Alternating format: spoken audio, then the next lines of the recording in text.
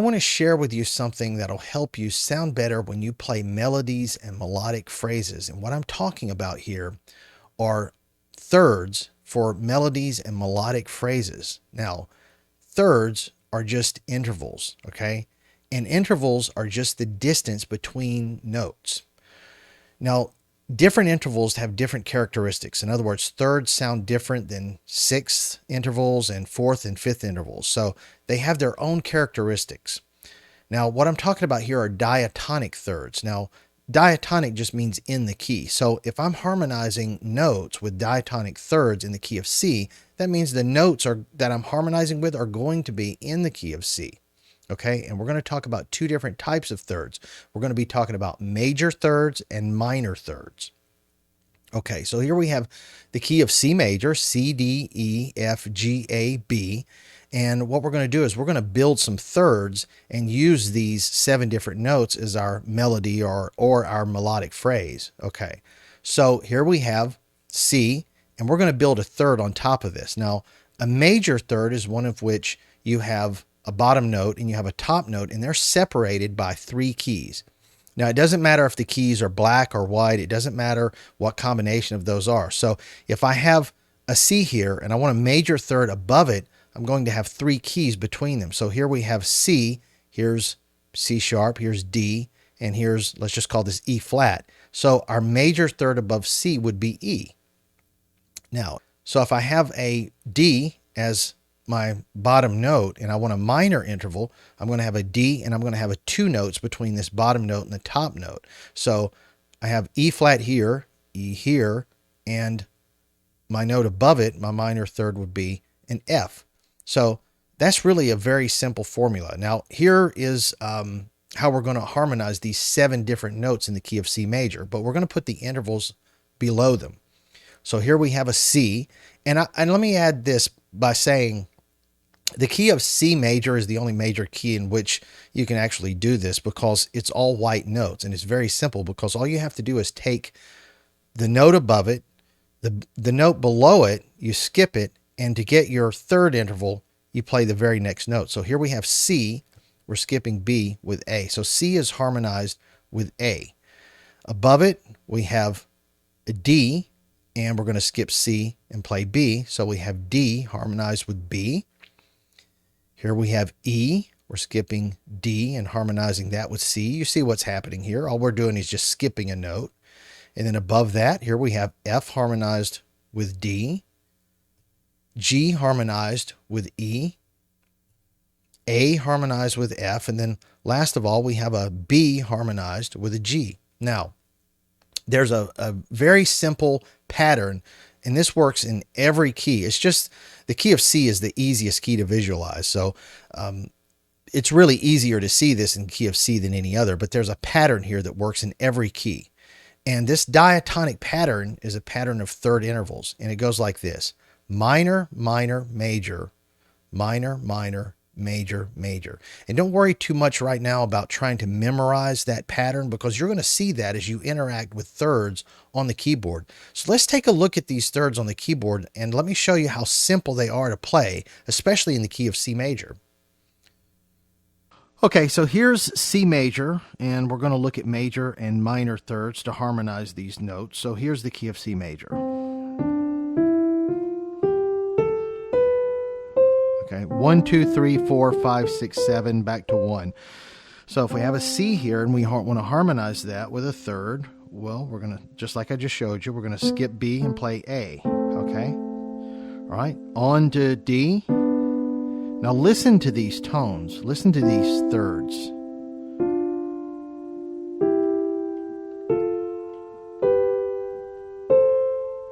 Okay, now that's the pattern, right? Minor, minor, major, minor, minor, major, major, and then back to minor where you started. And we're going to talk about how to study these thirds in a moment, but let's look at and see what you can do with them. Let's say you have something like this. Okay, there's nothing wrong with that, nothing wrong at all. But if you want to add something to that melody, and of course, especially when you have that much space and you have a simple melody like that, thirds are a really good option.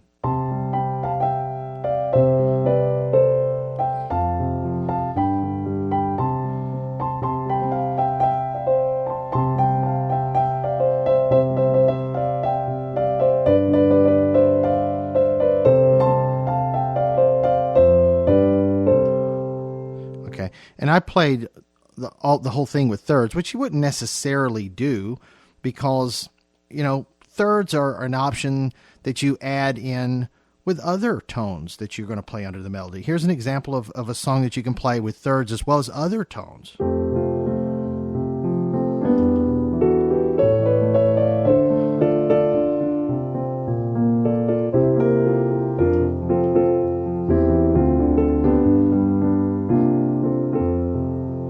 So you see, there's thirds as well as triads, full chords, other things that you can do. Here's another example. All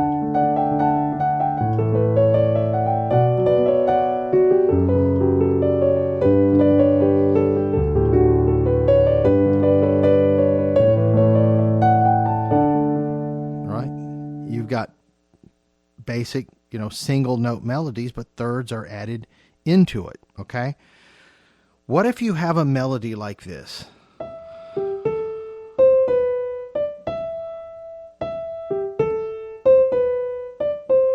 And you can add chords to that.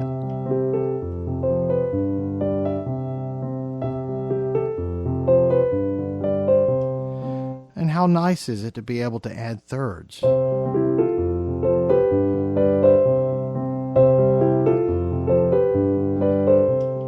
Right? So thirds are a great option for you to harmonize in any melody or any melodic phrase, as I just said. Now, how do you study thirds? Well, we just talked about using the key of C major, and that's where I would start using thirds or start studying thirds. Now, I showed them to you like this, but obviously you want to be able to play them with one hand. So to start with, I will usually put my index finger on C, and I'll put my thumb on the minor third below it, which is A, and I'll just move up the key of C. So I'm going to start on C, D, E, F. Now I've run out of fingers, so I'm just going to lift my hand up and put my index finger on G and just repeat that same fingering pattern. And then bring my hand up again to start all over if I want to go farther.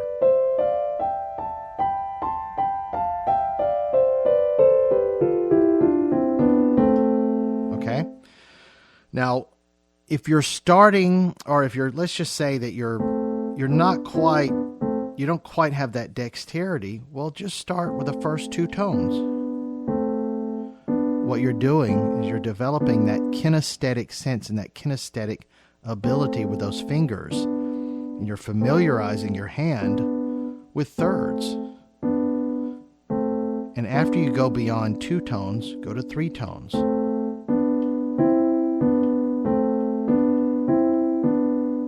And then go to four.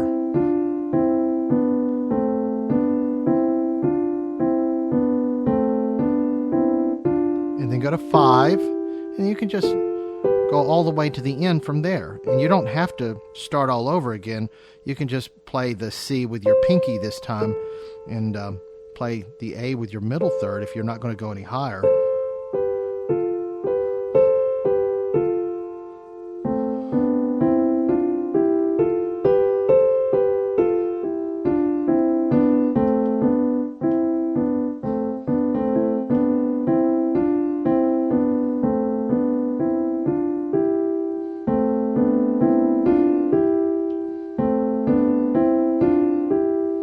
Obviously, you can use the pedal to smooth things out. That'll wear a little thin. So what you want to do is you want to be musical about it. So in my left hand, if I just play one note with some of these third patterns, it'll sound like real music. So what I'm going to do here is I'm going to play C, A, D, G, and back to C again. All right?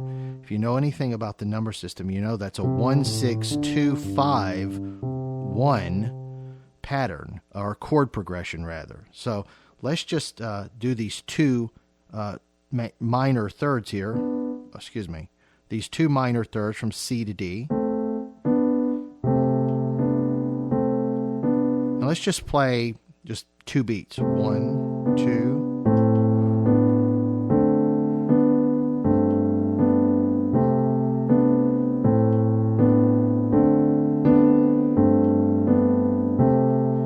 We could go to play 3 beats. We could go from C, D, E, D, C. All right?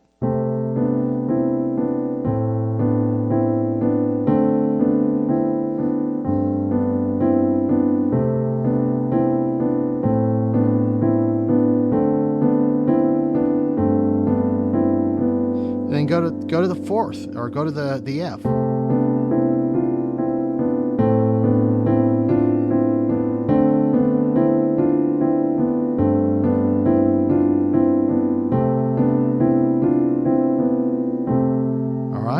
That sounds more musical. Now don't forget, there's other keys that have thirds in them, but I would stick with the key of C major for now. But if you're looking at the key of F, well, we have one black note in the key of F. 1, 2, 3, 4, 5, 6, 7, 1. So we have a B flat. But the thirds are essentially the same. You just have a different fingering pattern, just a different black notes. There are a different combination is the word I'm looking for. A different combination of black and white keys that are in these other keys. So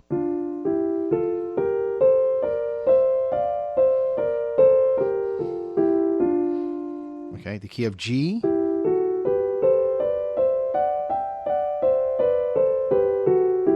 And of course, I'm using the pedal to kind of smooth that out to make it more musical. But start with the key of C major and get really good, because when you have the key of C major underhand, when you move to these other keys, such as F, where you have one black key, and G, where you have one black key, as you move and you progress around the circle of fifths, you're going to accumulate more black keys. But what happens is you're developing your kinesthetic ability to play these thirds. And what you're really doing is you're making it easier for yourself to progress to these other major keys of music. Thirds are a great option for you to play and interject into a melody or melodic phrase, so be sure that you learn them. Have you ever noticed that most instructional materials for piano use the same boring signs and symbols that are centuries old? It's uninspiring, and it makes musical concepts more difficult to learn and retain.